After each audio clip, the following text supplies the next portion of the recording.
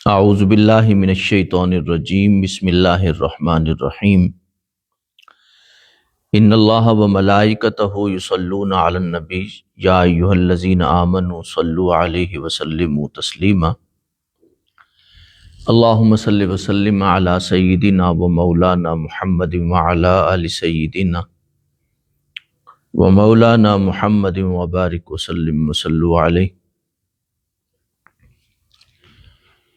معزز محترم محتشم حاضرین سامعین ناظرین، ہم نے گزشتہ جمعۃ المبارک جو ہے آپ کے سامنے رسالت مآب صلی اللہ علیہ وسلم کے قلب کا، آپ کے دل پاک کا، آپ کے قلب اطہر کا ذکر کیا، اور قرآن مجید نے آپ کے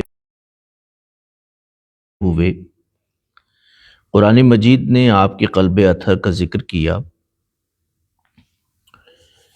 اور قلب اطہر کے ذکر سے پہلے جو ہے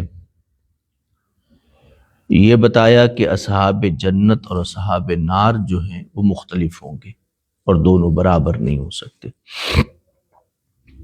اور اس سے پہلے یہ بھی ذکر کیا کہ انسان کے دل ایسے بھی ہوتے ہیں جو خدا کو بھلا دیتے ہیں، اور بلکہ انسان خدا کو اس وقت بھولتا ہے جب انسان اپنی ذات کو بھول جاتا ہے یا اپنی ذات کو فراموش کرتا ہے۔ اس لیے کہ خالق کی ذات کو جب مخلوق فراموش کرتی ہے تو اس کا مطلب یہ ہے کہ مخلوق اپنے مقصد کو کھو دیتی ہے۔ جب مخلوق اپنے مقصد کو یا اپنے مقصد کے وجود کو کھو دیتی ہے، وعلیکم السلام، کھو دیتی ہے، تو پھر اس کا مطلب یہ ہے کہ وہ خود کو کھو دیتی ہے۔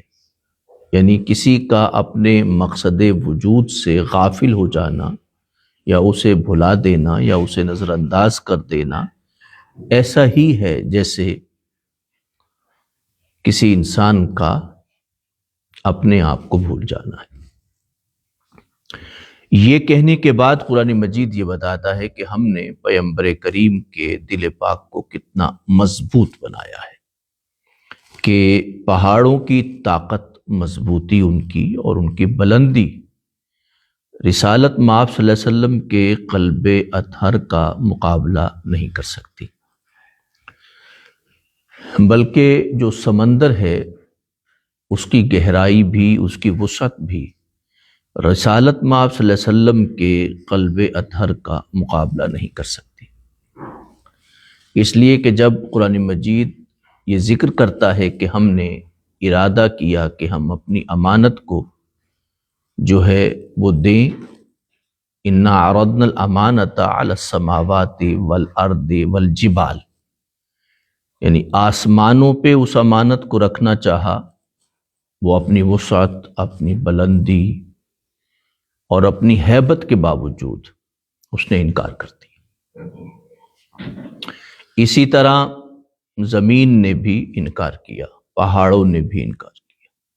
مقصد یہ ہے کہ قرآن مجید نے ابھی تو صرف پہاڑوں کا ذکر کیا ہے جو کہ انسان جنہیں بڑی مضبوط چیز سمجھتا ہے، اس حوالے سے کہ زمین کے بیلنس کے لیے قرآن کہتا ہے کہ پہاڑ اللہ نے رکھے ہیں تاکہ زمین بیلنس میں رہے، متوازن رہے۔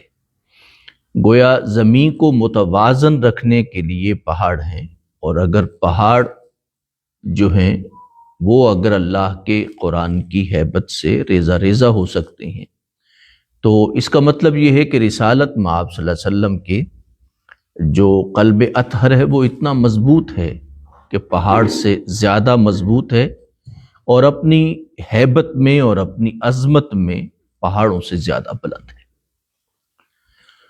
اور ویسے بھی قرآن مجید نے صرف پہاڑ کا، اب سوال تھوڑا سا ہوتا ہے کہ بھئی صرف پہاڑ کا ذکر کیوں کیا، جبل کیوں کہا؟ لو انزلنا ھذا القرآن علی جبل، یعنی پہاڑوں پر کا ذکر کیوں فرمایا، صرف پہاڑوں کا ذکر کیوں فرمایا؟ بلندی میں تو آسمان بھی ہے، لیکن صرف پہاڑ کیوں ہیں؟ قرآن مجید نے صرف پہاڑوں کا ذکر کر کے اصل میں پہاڑوں کی جو زمین کے لیے افادیت ہے، ایک تو میں نے بیان کی، دوسرا یہ ہے کہ تمام خزانے جو ہیں وہ آپ کو پہاڑوں میں ملتے ہیں۔ یعنی زمین میں جتنے بھی خزانے ہیں، زیادہ خزانہ جو ہے انسان کی جو زندگی کے کام آتا ہے وہ پہاڑوں میں پایا جاتا ہے۔ پوری دنیا کی نظر جو ہے آج کل پہاڑوں پر ہی، یعنی کوئی حکومت دینا چاہتا ہے، بچانا چاہتا ہے تو پہاڑوں کو بیچ میں لے آتا ہے۔ مقصد یہ ہے کہ پہاڑ وہ ہیں کہ جن میں اللہ نے اپنے خزانے جو ہیں وہ چھپا رکھے ہیں۔ گویا قلب مصطفیٰ کے حوالے سے یہ بتایا کہ پہاڑ بہت قیمتی ہوتے ہیں اس زمین کے لیے، اور انسان کے لیے بہت قیمتی ہے پہاڑ، اس لیے کہ اس میں اللہ نے ان کے لیے خزانے چھپا رکھے ہیں۔ اتنے قیمتی پہاڑ بھی جو ہیں وہ قرآن کی ہیبت اور عظمت کو برداشت نہیں کر سکتے۔ تو قرآن مجید نے دراصل اس حقیقت کی طرف بتایا کہ فوائد اس میں بہت ہیں، مگر قلب مصطفیٰ اتنی مفید چیز ہے کہ جو تمام کائنات کی مفید چیزوں سے زیادہ فائدہ مند ہے۔ اور اس میں کوئی شک نہیں ہے کہ اللہ کے رسول کے دل اطہر نے، قلب اطہر نے یہ قرآن ہماری جانب منتقل کیا ہے، اس لیے کہ رسالت مآب صلی اللہ علیہ وسلم نے جب اس دنیا سے پردہ فرمانا تھا تو آپ صلی اللہ علیہ وسلم نے حضرت جبرائیل سے 2 بار دور فرمایا تھا، یعنی حضرت جبرائیل بھی حافظ قرآن تھے اور رسالت مآب صلی اللہ علیہ وسلم بھی حافظ قرآن تھے۔ یعنی قرآن کے منتقل کرنے کا اس دور میں سب سے بڑا ذریعہ جو ہے وہ یادداشت تھی۔ آپ نے صرف امت سے نہیں کہا کہ آپ یاد کریں، پر پیغمبر خود حافظ قرآن تھے۔ تو قرآن کے سب سے مفید کتاب ہدایت کے اعتبار سے اگر دیکھا جائے تو سب سے مفید کتاب جو انسانی زندگی کے لیے ہے وہ قرآن مجید ہے۔ اب اس رسالت مآب صلی اللہ علیہ وسلم کے دل پاک کے ذکر کے بعد اب دیکھیے کہ قرآن مجید کی اگلی آیات کیا ہیں۔ اللہ پاک نے اس شک کو دور کرنے کے لیے کہ بھئی رسالت مآب صلی اللہ علیہ وسلم کے دل اطہر پہ یا قلب اطہر پہ قرآن کیسے نازل ہو گیا جب وہ اتنا بھاری ہے، اتنا بوجھل ہے، اس کا اتنا ثقل ہے، وہ کیسے پھر نازل ہو گیا۔ اللہ پاک پھر آگے جو ہے وہ اپنی صفات کا ذکر فرماتے ہیں، یعنی اپنی صفات کا ذکر فرما کے یہ بتاتے ہیں کہ وہ دل کسی اور نے نہیں بنایا، یعنی وہ دل ہم نے بنایا ہے۔ یعنی کوئی اور بناتا تو اس میں کچھ نہ کچھ کمی بیشی رہ جاتی، لیکن ہم نے بنایا ہے۔ اور ہم کون ہیں؟ اللہ فرماتے ہیں آگے دیکھیے، فوراً بعد لعلہم یتفکرون کے فوراً بعد قرآن مجید کی آیات ہے، یہ بتانے کے لیے کہ اگر قلب مصطفیٰ میں یہ طاقت ہے تو پھر اس کا تعلق کس سے ہے؟ دیکھنا تو یہ ہے کہ بنانے والا کون ہے اس کا۔ اگر بنانے والا اتنی طاقت رکھتا ہے تو یقینی بات ہے کہ اس پہ پھر کیا اعتراض ہو سکتا ہے۔ هو اللہ الذی لا الہ الا ہو، وہ پروردگار ہے جو اس کائنات میں بس وہی خدا ہے، اس نے بنایا ہے وہ دل۔ عالم الغیب والشہادہ، وہ جانتا ہے کہ کس کا دل کتنی صلاحیت رکھتا ہے، اس لیے کہ وہ ظاہر اور پوشیدہ دونوں کو جانتا ہے۔ هو الرحمن الرحیم، وہ پروردگار جو ہے رحمان ہے، دنیا اور آخرت میں کافر و مومن کو سب کو اپنی نعمتیں دے رہا ہے۔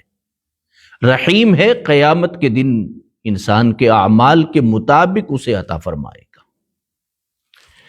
هو اللہ الذی لا الہ الا ہو، وہی پروردگار ہے، اس کے سوا کوئی خدا نہیں۔ الملک ہے، مالک ہے وہ۔ القدوس ہے، پاکیزہ ہے۔ السلام ہے، ہر عیب سے پاک ہے۔ المؤمن ہے، امان دینے والا ہے، اپنی پناہ میں رکھنے والا ہے۔ المہیمن ہے، نگہبان ہے۔ العزیز ہے، غالب ہے۔ الجبار ہے، خود مختار ہے۔ المتکبر ہے، بڑی بزرگی والا ہے۔ سبحان اللہ عما یشرکون، اللہ پاک ہے اس سے جو وہ شرک کر رہے ہیں۔ یہ خدا کی وہ صفات اللہ پاک اپنی ذکر فرما رہے ہیں کہ وہ بتا رہے ہیں کہ اس دل کو اس ذات نے بنایا ہے جو کہ اس طرح کی صفات کا مالک ہے۔ اس کے بعد کی آیت ہے واللہ الخالق، وہ اللہ الخالق، خالق ہے۔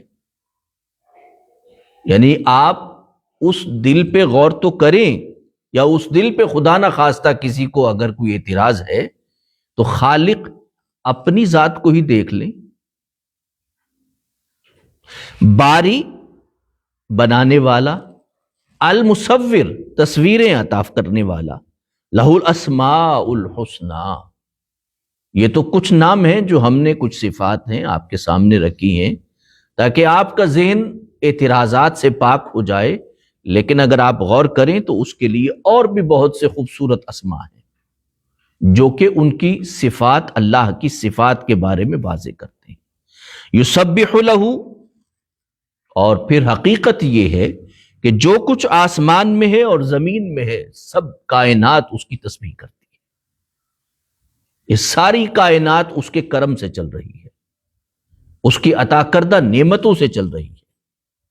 انسان اگر غور کرے تو وہ سمجھ جائے گا اس حقیقت کو کہ ساری کائنات اس کے تابع فرمان ہے۔ وَهُوَ الْعَزِيزُ الْحَكِيمُ، اور وہ غالب ہے، حکمت والا ہے۔ یعنی آپ غور کیجئے کہ ایک آیت پاک کے بعد اللہ پاک نے 3 آیات جو ہیں وہ اس حقیقت کو بتانے کے لیے فرمائی کہ قلب اطہر پہ غور تو کرو تم، لیکن کبھی اگر کچھ ذہن میں اگر کوئی نقص کی بات آئے تو پھر ان 3 آیات کو پڑھنا اور سمجھ جانا کہ اس دل کو آپ نے نہیں، اللہ نے بنایا ہے۔